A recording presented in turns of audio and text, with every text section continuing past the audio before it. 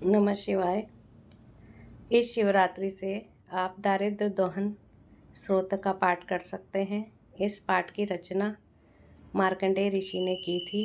यदि आप दारिद्र्य के दुख से परेशान हैं, यदि आपके व्यापार में उतार चढ़ाव होते रहता है, यदि आपके घर में स्थिरता नहीं रहती, मानसिक अशांति रहती है, अन्य ग्रह दोष भी यदि आपको हैं, तो भगवान शिव की साधना से अच्छी आपके लिए और कोई साधना हो नहीं सकती।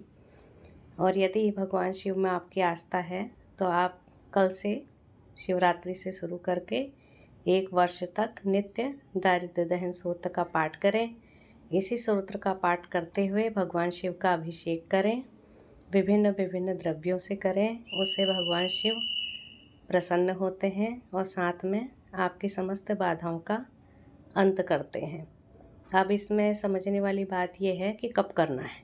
तो आप सुबह सूर्य उदय से पहले उठें और शाम को सूर्यास्त के 1 घंटे के बीच में, जब सूर्यास्त होने वाला है उससे आधे घंटे पहले या 1 घंटे के बीच में आप कभी भी दोनों टाइम भगवान शिव का अभिषेक करें और 11-11 पाठ सुबह शाम करके दारिद्र्य दहन स्तोत्र का करें और भगवान शिव के समक्ष अपनी समस्याओं को आप रख सकते हैं। और ऐसी धारणा आप बना सकते हैं कि भगवान शिव मेरे समस्त दुखों का निवारण कर रहे हैं। इसमें आपको शिवरात्रि से अच्छा दिन नहीं हो सकता। आप शिवरात्रि से शुरू कीजिए और 1 वर्ष अगले शिवरात्रि आने तक आपकी समस्त समस्याओं का समाधान महादेव कर देंगे।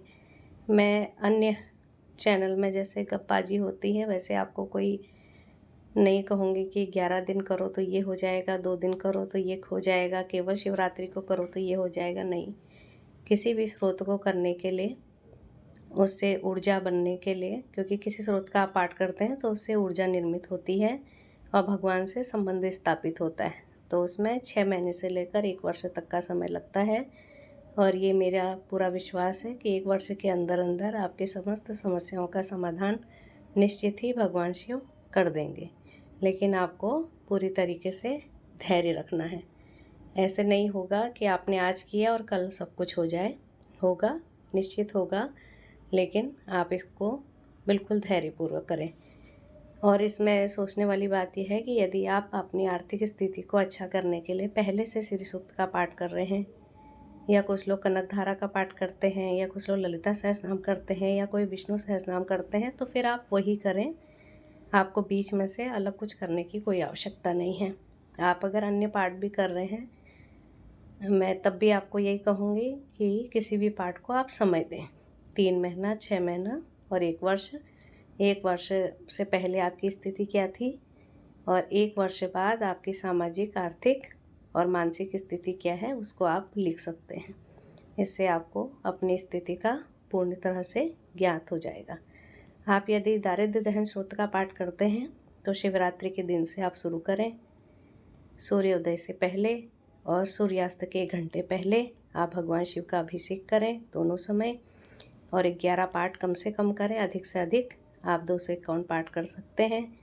भगवान शिव के समक्ष अपने समस्त कष्टों को आप रखें और ऐसी भावना करें कि मैं मानसिक रूप से ध्यान में आप बैठें और ऐसी प्रार्थना आप करें कि मैं कैलाश पे हूँ, भगवान शिव और पार्वती मेरे सामने हैं और मैं अपने प्रभु को दारिद्र्य दहन स्तोत्र का पाठ गा रहा हूँ और वो मुझ पे कृपा करके मेरे समस्त कष्टों का निवारण कर रहे हैं। और उनकी ऊर्जा और उनके ऑरा से प्रभावित होके मैं श्वेत वर्ण हो गया हूँ। मेरा ऑरा बहुत मजबूत हो गया है। आप कोई भी कष्ट और कोई भी दुख समाज में टिक नहीं सकता, ऐसी भावना आपको रखनी है। और दारिद्र्य दहन स्तोत्र के लिए ही नहीं कहूँगी, आप जो भी स्रोत कर रहे हैं उसको समय दीजिए। बेकार के यूट्यूब चैनलों पे जो आपको बोला जाता है कि 4 दिन कीजिए, 10 दिन कीजिए और हो जाएगा, ऐसा नहीं होता। किसी भी साधना से ऊर्जा बनती है और वो ऊर्जा ही माध्यम है उस देवता तक पहुँचने का। आपकी ऊर्जा जितनी स्ट्रॉन्ग होगी, जितनी बटी हुई नहीं होगी, आप विभिन्न तरह के सूत्र का पाठ नहीं कर रहे होंगे, उतनी जल्दी आपका उस देवता के साथ में अटैचमेंट होगा। आप जुड़ेंगे भाव से और निश्चित ही आपके कार्य सफल होंगे। आपको मैंने बताया 2 टाइम के लिए, अगर आप गृहस्थी हैं, आपको उतना समय नहीं होता, तो आप 1 टाइम ज़रूर कीजिए। सूर्योदय से पहले भगवान शिव का अभिषेक दूध, दही, पंचामृत आदि से, कभी गन्ने के रस से कीजिए, कभी अनार के रस से कीजिए, विभिन्न विभिन्न तरह के द्रव्यों से कीजिए।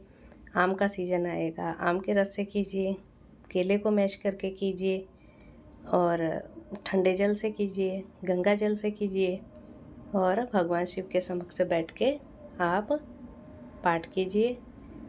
और पाठ करके ध्यान में बैठिए और ध्यान में ऐसी भावना कीजिए कि मैं कैलाश पे हूँ। नमः शिवाय।